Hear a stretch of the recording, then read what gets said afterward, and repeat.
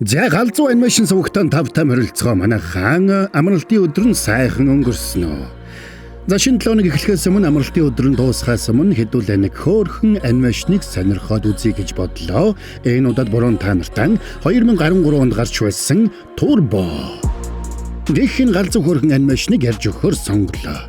За тэгээд энэ галзуу анимашныг биш дээ. 100% дээд зэргийн Japonica сортын будаагаар хийсэн премиум ангиллын эрүүл снэк Messi-тэй хамтран хүргэж байна. Та нар маань тэгээд сабадрагуу саба адарсан бол лайк дарахтал тэгэл болоо явж байгаа юм. Нэр галзуу сэрийн сувгтан сабадарж нэгдэхэ мартуу. Олон галзуу сувралууд ороод эхэлсэн шүү. Ингээд хэдүүлээ энэ галзуу хөрхөн анимашна үзэж сонирхцгаая. За тё бол Формула 1-ийн уралдаанд оролцох хүсэл мөрөөдөлтөй эмгэн хумс. Формулагийн бүх цаг үеийн шилдэг нисгэгч Гай Ганьегийн улаан фэн. Тё завл гаруул зурагтаар уралдаан үзэж завсар гаруул бэлтгэл хийж цагийг өнгөрүүлнэ. Нэг удаа алдарт Гай Ганьегийн ярилцлага өгөхдөө хэлсэн "Томхон шиг мөрөөдөхгүй бол ямар ч агуу хүн хэтэрхий жижиг болдог" гэсэн үг тэрэнд хүчтэй сэтгэгдэл төрүүлж. Харин тэрний ах чэт бол хашир болгоомжтой эрсдэлтэй зүйл хийхийг хүсдэггүй нэгэн. Тэмдэж тэрний уралдах хүсэл мөрөөдлийг ойлгохыг хүсдэггүй. Харин ч оронд нь Тёг бодит байдалтайгаа эвлэрч амьдрахыг ядагна. Хэдийгээр байглаасаа маш удаан хөдөлдөг боловч Тё хүсэл мөрөөдлөө орхих бодлого байлаа. Тиймээс ч илүү хурдан болохын тулд байнга бэлтгэл хийнэ. Энэ удаад тэр бэлтгэлээ дуусгаад цаг руугаа хартал өөрийнхөө өмнөх амжилтыг эвдээд дээд амжилт тогтоосон байгааг хараад баярлдаг. Учир нь тэр 17 минутын дотор бүхэл бүтэн 36 см урт замыг туулсан байж. За өглөө бүр тэр хавийн эмгэн хумснууд улаан лойлын талбай руу аажуухан мөлхөж очиод өдрийн турш улаан лойл хурааж амжицгаадаг байлаа. Тэднийг ингээд ажиллаж байх зур үе хэрээнүүд ирж тэднээс хэн нэгийг шүүрдэгч тэд энийг хэвийн үзэгдэл юм шиг л хүлээн авдаг болсон байна. Талбай дээр эмгэн хумснууд хамгийн сайн улаан лойлуудыг сонгож хураадаг бол муудсан улаан лойлыг идэлгүй доош нь унгана. Харин уралдааны хоббитод Тё муудсан улаан лойлыг өнхрүүлж өөрөө тэрнтэй уралдаж бэлтгэлээ хийнэ. Гэвч тэрнийг харсан зарим эмгэн хумснууд Тёг шоолон инээлдэцгэн. Тэгсэн мань Тёж сэтгэлээр ундаг. Эмгэн хумснуудын удирдагч Кал ах чэттэй уулзаад тэрнийг дүүтэйгээ ярилцаад ингэж илэг дог болохыг нь болиулахыг зөвлөсөнд чэт ч үдийн цайны цагаараа Тётой уулзнаа. "Дүү минь, чи өөрийгөө олонний илэг дог болгоод байна. Чи бараг тэднийг гжигдэж байгаагаас ялгаагүй болоод байна. Чи наад уралд нь энтер гэдгээ л болчмоор байх юм аа." "Гүй, би чадахгүй. Би өөрөө ирэхгүй цаанаас л ингээд ядгийн. Чи байгаль их гэж мэдхүү. Бид бүгдэд өөрсдийн гэсэн хязгаар байдаг юм штэ. Бидний төрөлхийн удаан чанарт тэр уралдаан ч тохирохгүй гэдгийг чи ойлгох хэрэгтэй байна. Тийм байсан ч гэсэн надад хамаагүй." За энэ үед генет төгшүүрэн дохиод угарч бүх эмгэн хумснуудад зүүн хойд зүгт хуяг нэцлэгч буюу дугуйтай жаал гарч ирснийг анхааруулах нь тэр. Тэгээд тэд дугуйн дайруулахгүй тулд бушуухан хуягтаа нуугдаад өнхөрч холдоцгоно. За ингээд нэг ажлын өдөр дуусч Тё Гай Ганьегийн сурталчилдаг эрч хүчний ундааг уунга телевизээр тэрний ярилцлагыг шимтэн үзэж байлаа. Шүтэнийхээ яриаг сонсох тусам тэр улам их урам зоригтой болно. Тэгээд ярианд нь бүр автсан Тё зурагттайгаа яриад угс хийхдээ ундаагаа асгачлаа. Ядж хахад зурагтны утсанд шингэн зүйл хөрмөгц богино холболт үүсээд унтарчихна. Сандарсан Тё буцаагаад асах гэж оролдсон ч зурагтаа унгаагаад бүр эвдчихнэ. Энэ цагаас хойш тэр Гай Ганьегийн ярилцлагыг дахиж үзэж чадхааргүй боллоо. Тэгсэн ах чэт нь тун сайн болжээ гэж бодно. Учир нь тэр дүү нь одоо уралдах тухай мөрөөдөлд дахиж автахгүй байх гэж бодож байлаа. Тэгсэн тэднийг ярилцаж байх зур тэдний авч чадлагүй үлдээсэн аврах том улаан лойл модноос унаж өнхөрсөөр хашааны доторх зүйлхэн дээр буучлаа. Эмгэн хумснууд ч баярлаад тийшээ яаран очих гэсэн ч тэр өдөр нь зүлэг төгшөлөхээр цэцэрлэгч ирдэг өдөр байж таарлаа. Зүлэг тэгшилж байхад ойртож очих нь маш аюултай учраас тэд хоолоо орхиод урам гүхэн буцацгаана. Тэгсэн мань Тё бууж өгөхийг хүссэнгүй. Тэр улаан лойлын төлөө зүлэг тэгшлэгчтэй уралдахаар шийддэг. Ингээд тэр дотроо уралдааны замыг төсөөлж урам зоригтойгоор урагшлаад улаан лойлонд ойртсон ч юугүй зүлэг тэгшлэгчд хэрчүүлэх шахлаа.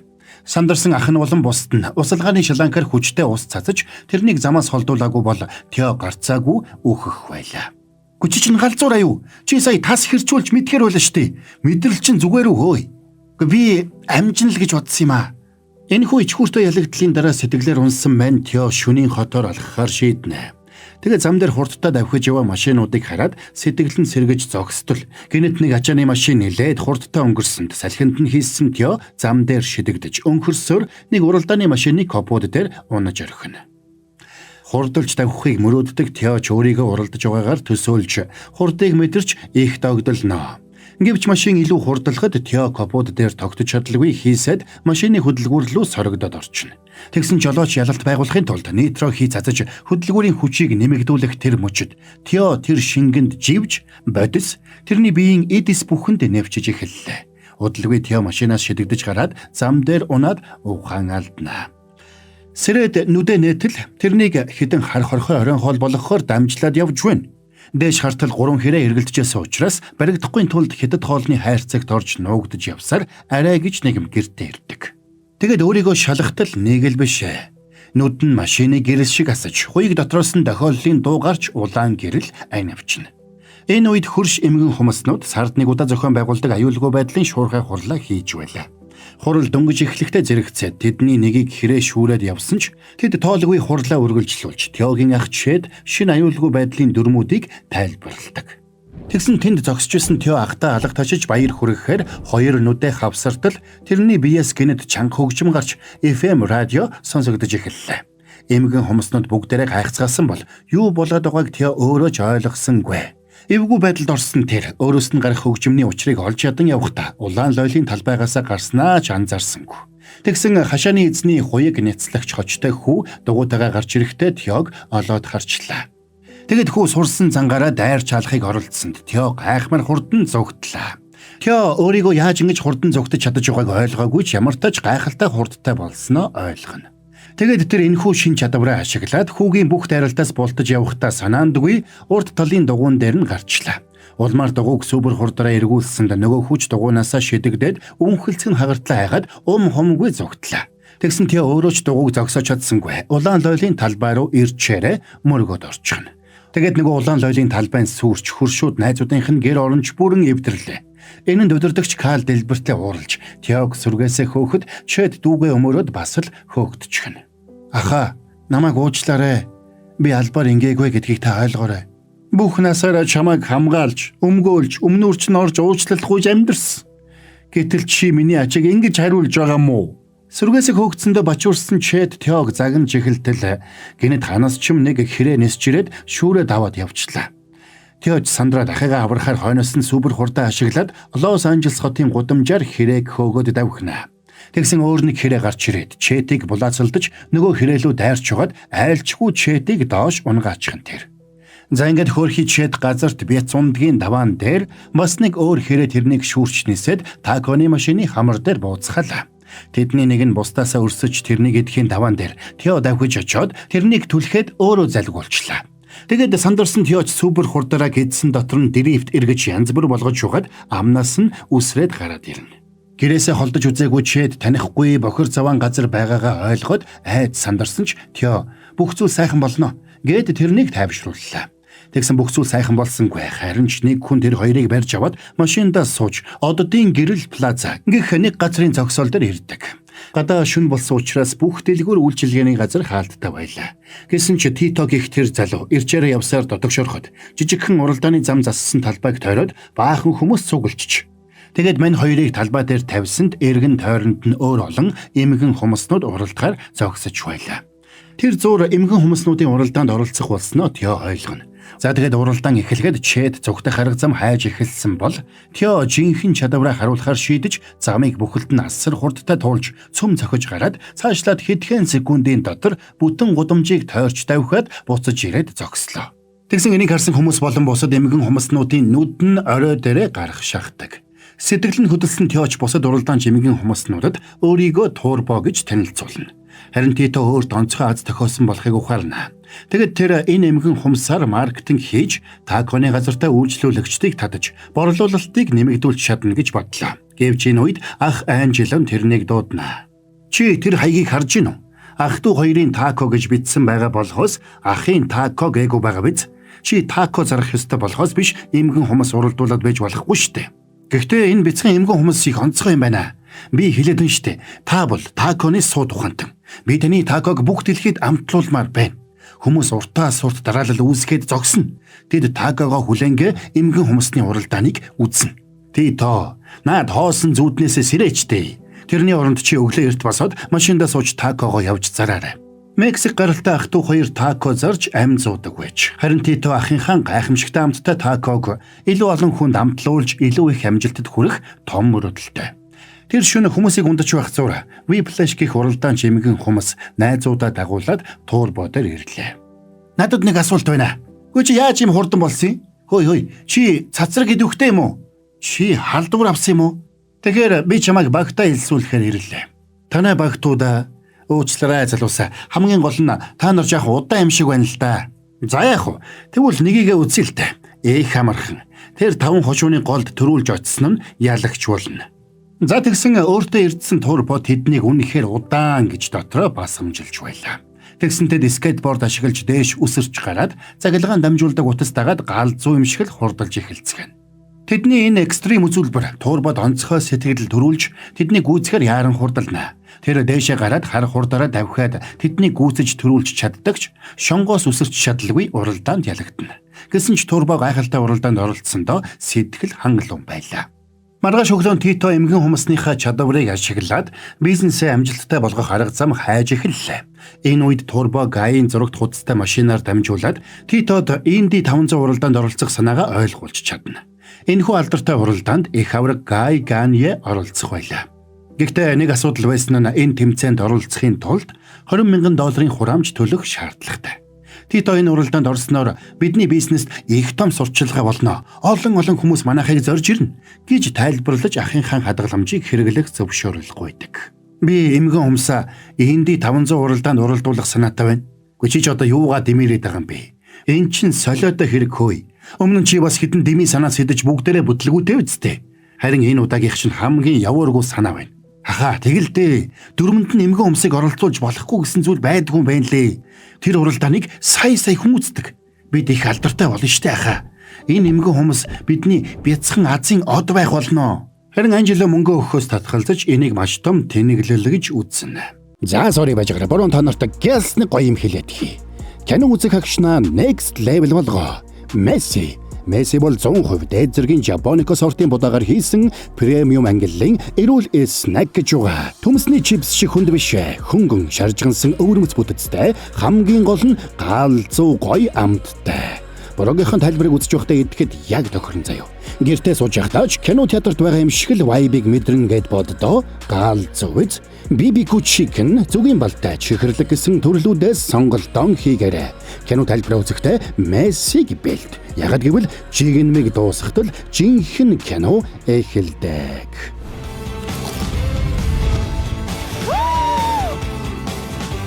Месси шин мэдрэмж. За тайлбараа үргэлжлүүлцгээе. Гэсэн ч Тито уралдаанд оролцохоор шийдвэрээсээ буцсангүй. Тэгээд тэр найзуудаа ятгахын тулд сонирхолтой танилцуулга хүртэл бэлдэж эмгэн humсаа ивент идэхийг хүслээ. Харамсалтай тэдний Хэнэнч Тёг Инди 500 уралдаанд оролцохыг нь ивент идэхийг хүссэнгүй. Харин Whiplash болон тэрний нөхөд Турбог энэ уралдаанд оролцуулахыг дэмжиж байлаа. Тийм учраас тэд хамтран хүмүүсийг эмгэн humсанд хөрөнгө оруулахыг ятгах төлөвлөгөө зохиодог. Ингээд тэд аяллаа автобус руу дайрч автобустай хүмүүсийг Тито болоод тэрний найзуудын ажилдаг плаза руу авчирхаар төлөвлөнө. За ингээд автобус ойртоход жолоочийн анхаарлыг сарниулж угаад жолоочийг плаза орох зам руу эргүүллээ. Үүнтэй зэрэгцээд Бьорн хадаасаар буудаж дугуйг нь хаглаад явах боломжгүй болголоо. Ингээд жуулчны автобусыг ирж зогсмогц хүмүүсийн анхаарлыг нь татахын тулд Тё хамгийн хурдан эмгэн humсны уралдаан гэсэн хаягийг хурдтайгаар тойрон эргэлцсэнд тэнд хаягнаас Юр бусын гэрэл асаж харагддаг. Энийг харсан хүмүүс ч бууж ирээд плазаг сонирхохоор гарч ирцгэнэ. За ингээд автобус дугуйгаа засуулах зур хүмүүс тако идэж эмгэн humсны уралдааныг үзэж зарим нь салоноор үйлчлүүлцгэнэ. Ингэснээр бүгдээрээ ашиг орлоготой ажилдаг. Учир нь тэдний плазад ийм олон үйлчлүүлэгч ирээгүй их удсан байж. За ингээд Титогийн галзуу санаа анх удаа амжилт олсон Анжело маш их баяртай байсан ч Инди 500 уралдаанд хөрөнгө оруулахаас татгалцсан хിവэрэл байлаа. Үүнээс болоод Титогийн урам хугарчээ. Гэвч тэрний хаз болоход найзууд нь жуулчдаас олсон бүх мөнгөө нийлүүлээд Тёгийн тэмцээнд оролцохыг ивент идэхээр шийддэг. За ингээд маргааш өглөө тэд уралдаанд орохоор Индианаполис руу явцгаана. Харин Анжела дэлгүүрээ ганцаараа ажиллуулахаар болж үлдлээ. Тэгсэн гай болоод генет 100хан дэлбэрчлээ. Шин 100 авахаас өөр аргагүй болсон тэр хадгалсан мөнгөө шалгатал Тито уралдааны бүртгэлийн төлбөрийг гүйцээхийн тулд бүх мөнгийг нь аваад явчихж. Уур нь хурч уушгин сагсаасан Анжела дүүрүүгээ ахин дахин залгасан ч Тито удаа авсангүй. Замд явж байхдаа тэд Тёг тэмцээнд ямар нэрээр бүртгүүлэх талаар ярилцаж байгааг харсан эмгэн хүмүүснүүд хамтдаа Турбо гэсэн нэрийг харуулснаар Тё тэмцээнд энэ нэрээр уралдахаар болно. Дараа нь тэд Инди 500 уралдаанд оролцоход зориулаад Тёд шинэ тоноглол хийж өгнө. За ингээд тэд Индианаполисын стадионд ирээд авраг том стадионы сүр жавхлан харж бүгд гайхан биширцгэн. Хамгийн азтан тэд алдарт Гай аваргын өөрийнхөө хурдны рекордыг дахин эвдэж байгааг нүдээрээ харцгаадаг. За ингээд Тито эмгэн хумсаа бүртгүүлэхээр бүртгэлийн хэсэгт очлоо. Гэвч тэмцээнд анх удаа оролцох гэж байгаа тамирчин нь анхдагч сорилд оролцоогүй буюу дээд хурдаа тогтоолгоогүй байсан учраас тэрнийг хүлээж авсангүй. Тито янз бүрээр гуйж үзсэн ч нэмэр болсонгүй. Хамгаалагчид нь тэрнийг хөөгд гаргачлаа. Яг тэр үед гадаа Гай ярилцлага өгч таарна. Энийг харсан Турбоч тэрний анхаарлыг татахын тулд Титог чирч ярилцлага өгчүүлсэн газар нь ирлээ. Титоч санааг нь ойлгоод ойролцоо байсан сурвалжлагчдын анхаарлыг өөртөө татаж Турбог шинэ өрсөлдөгч гэж танилцуулдаг. Эхэндээ хүмүүс энийг сонсоод бүгдээрээ шоолон инээлдэж тэднийг замаас гаргахаар хөөсөн ч Турбо зам дээр хурдаа аван давхихыг хараад бүгдээрээ ангааж орхино. Турбогийн галзуу хурдыг хараад үзэгчид гайхан биширлээ. Төгсгөлд нь онооны самбарт эмгэн хумсны хурд Гаийн хурдны рекордыг давсан болохыг харуулснаар Турбо хэвлэл мэдээллийнхний анхаарлын төвд ороодгоно. Уралдааныг үзэж байсан нэг хүү Турбогийн хурдалж байгаа бичлэгийг интернетэд байршуулсанд хэдхэн цагийн дотор тэрний бичлэг вайрал болж тэр бүхэл IndyCar компани гүйцэтгэх захирлын анхааралд хүрчээ. Уралдаанд нь эмгэн хүмүүс оролцвол уралдааны нэр хүндэд сөргөөр нөлөөлнө гэж бодсон учраас захирал уралдааны өмнө хэвлэлийн баг хурал хийж эмгэн хүмүүсийг тэмцээнд оролцохыг хориглоно.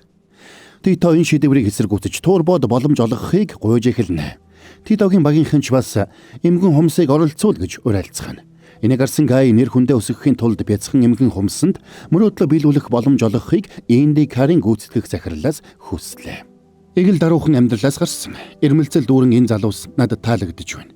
Томхон шиг мөрөөдөхгүй бол ямар ч хүн хэтэрхий жижиг болдог гэж аав минь хэлдэг байсан. Тэм учраас эмгэн хүмүүсийг уралдуулаасаа гэж хүсэж байна. За.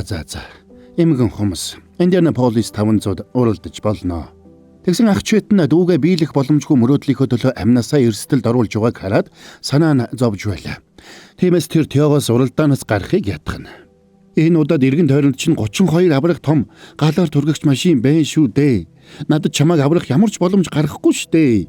Би газар дээрх ганц дүүгээ амнасаа эрсдэлд оруулахыг нь харж чадахгүй. Намайг аврах шаардлагагүй дээ. Энэ удаа надад хурд байна. Бас энэ олон хүмүүс надад итгэж байна. Гай Ганиач бас надад итгэсэн. Харин та яагаад надад итгэхгүй байгаа юм бэ? Залруулж хэлэхэд миний нэр Турбо шүү. Ахынхаа ийм хандлагад урам нь хугарсан Турбо машинаас гарч стадионы эргэн тойронд алхахаар гарна. Тэр амьдралынх нь хамгийн том мөрөөдөл биелэхэд ганцхан өдөр үлдсэнийг бодоод баяртай байлаа. За тэгээд тэр уралдааны машинуудыг ойроос харахаар гараж руу очлоо. Тёг тэнд байсан цомнуудыг биширч зогсоход гинэт Гай хүрээд ирлээ. Эхэндээ Гай тэрэнд найрсаг хандаж байсан бол харин Тё шүтэнтэйгээ нүүр тулж уулзсандаа маш их баяртай байлаа. Ирэлхэг эмгэн хүмүүс чамд баярлалаа. Чиний ачаар бүх дэлхий энэ уралдааныг үзнэ. Харин уралдааны тугийг буулгахад бүх дэлхий миний төрүүлэхийг харах болно. Ингээд тэр Турбог чанга базаад тэрнийг тавиад явууллаа. Гай Турбог тэмцээнд оролцохыг дэмжсэн цорын ганц шалтгаан нь илүү олон хүнийг уралдаан үзүүлж өөрөө тэдний өмнө төрүүлээд өөрийгөө алдаршуулахын тулд байж. Турбоч шүтэн биширч байсан хүн нь өөрийнх нь төсөөлж байснаас тийс өөр хүн болохыг ойлгоод урам нь их хугарч айдас давтаж эхэллээ. Тэгэд маргааш нь удаан хүлээсэн өдөр нь болоход бүгд дор бүрнээ уралдаандаа бэлтгэж эхэлнэ. Харин Чэд Тёд хэлж байсанчлан стадионд очихгүй гэж шийдээд ширээн доогуур гулсаж явтал нэг хүү тэрнийг барьж аваад шууд үзэгчдийн хэсэг рүү аваачлаа. Тэгэд тэр хүү 100 шавах гэж эцэг эх рүүгээ явсанд Чэтийн өмнө уралдааны талбай алган дээр тавьсан юм шиг л харагддаг. Тэр үед уралдаанд оролцогчид зам дээр гарч бэлтгэлээ хийсэн тодалгүй улаан хэвсэн дээгүүр алхасаар Гай Ганье талбайд гарч ирээд гарын үсэг зурж эхэллээ. Үүнтэй зэрэгцээ Титоч Таконы машин дээрээсээ салют буудуулж хөгжим хангинуулсаар сүртэй наргагүй орж ирнэ. Тэгээд тэр Турбод амжилт хүсээд замаас гарлаа. За тэгээд уралдаан эхлэхэд бяцхан эмгэн хүмүүс аажмаар өөрийн туурба хурд болон жижиг биеийн давуу талаа ашиглаад өрсөлдөгчдөө гүйцэж төрүүлж эхэлнэ. Тэгсэн удалгүй болгоомжгүй байвал машинуудад няц тайруулж амиа алдах аюултай гэдгийг ойлгоод сандарлаа. Ингээд өрсөлдөгчд нь анхны пит стопд ороход айж цочирдсондоо шоконд орсон Теож пит стоп дээрээ сүүл мушгаад ирлээ. Тито болон тэрний найзууд турбогийн тоноглолд тохиргоо хийхийг оролдсон ч сандарснаас болоод бойтголж гарна. Аз болоход Whiplash-ийн багийнхан шуурхай ирээд турбог тайвшруулж тусална. Энэ хооронд Guy кофе ууж хэдэн гарын үсэг тарааж амжаад дахиад зам руугаа гарлаа. За ингээд Whiplash бие тослуулж хэдхэн секунд хөгжим сонсож тайвширсан турбог дасгалжуулна. Чи машин мөн үү? Биш ээ.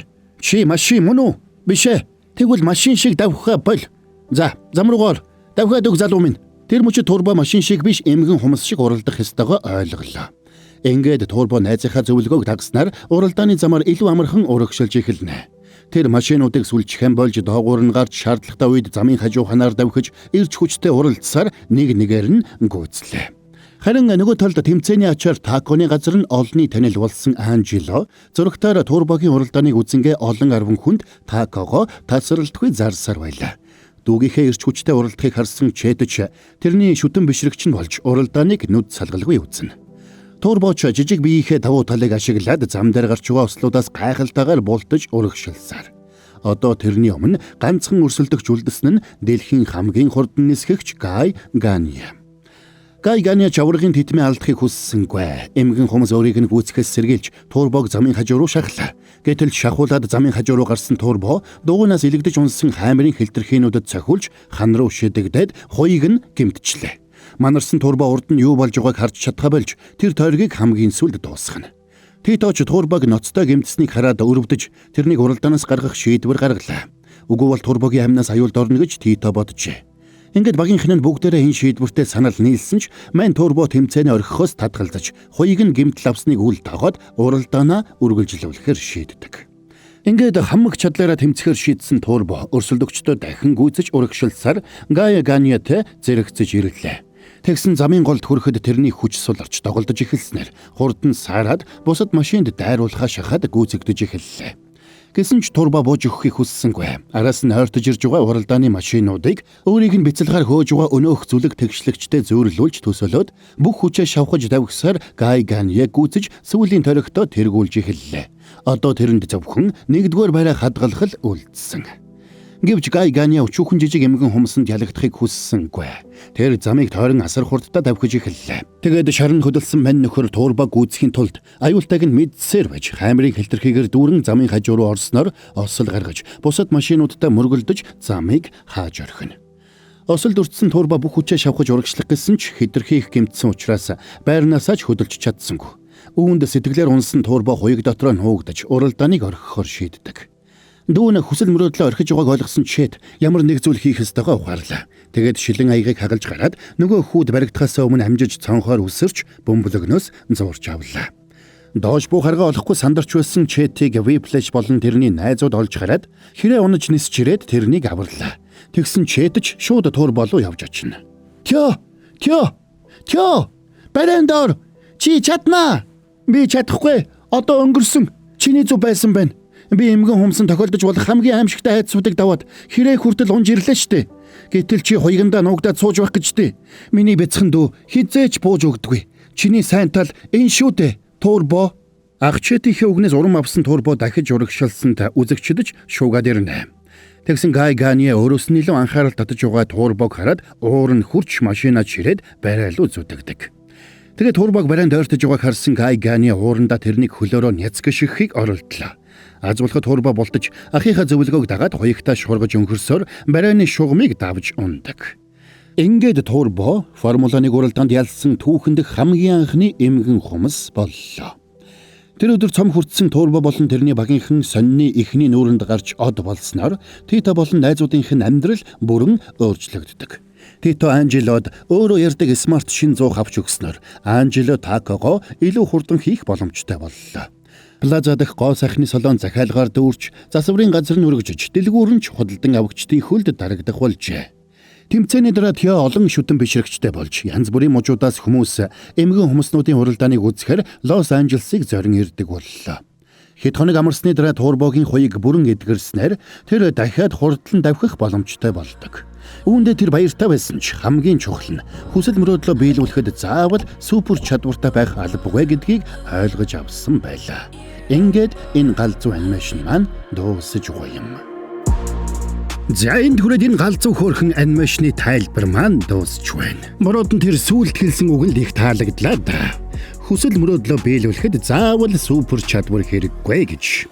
Сайхан хэлсэн байх шүү. Та нарт маань бас ямар санагдав да. За тэгээд муу блогийнхэн тайлбар ойлгомжтой байж таалагдсан гэдэгт 100% итгэлтэй байна. Өшөө 100% гэснээс манайхан энэ удаагийн дугаарыг маань хамтрагчаар байна. 100% дээд зэргийн Japonica сортын будаагаар хийсэн премиум ангиллын эрүүл снэк Месси хамтран ажиллаа. Та нар маань кино үзэх агшнаа Месситэй next level болгоорой. Төмсний чипс шиг хүнд биш заяо. Хөнгөн, шаржгансан өвөрмөц бүтэцтэй хамгийн гол нь галзуу гоё амттай гэж байгаа. Муу борогийнхаа тайлбарыг үзэж байхдаа идэхэд яг тохирно. Гэртээ сууж байхдаа ч кино театрт байгаа юм шиг vibe-ийг мэдрэн гэд боддоо галзуу биз. BBQ chicken зүгийн балтай чихэрлэг гэсэн төрлүүдээс сонголтоо хийгээрэй. Кино тайлбараа үзэхдээ Мессиг бэлдээрэй. Яагаад гэвэл жигнэмиг дуусгахдаа жинхэнэ кино эхэлдэг. Месси. За тэгээд та нар маань саба драгуул саба адаарсан бол лайка дарахтал тэгэл болоо явж байгаа юм. Бас галзуу сери сувагтан саба дарчныг дээрээ олон галзуу цувралууд нэмэгдэнэ.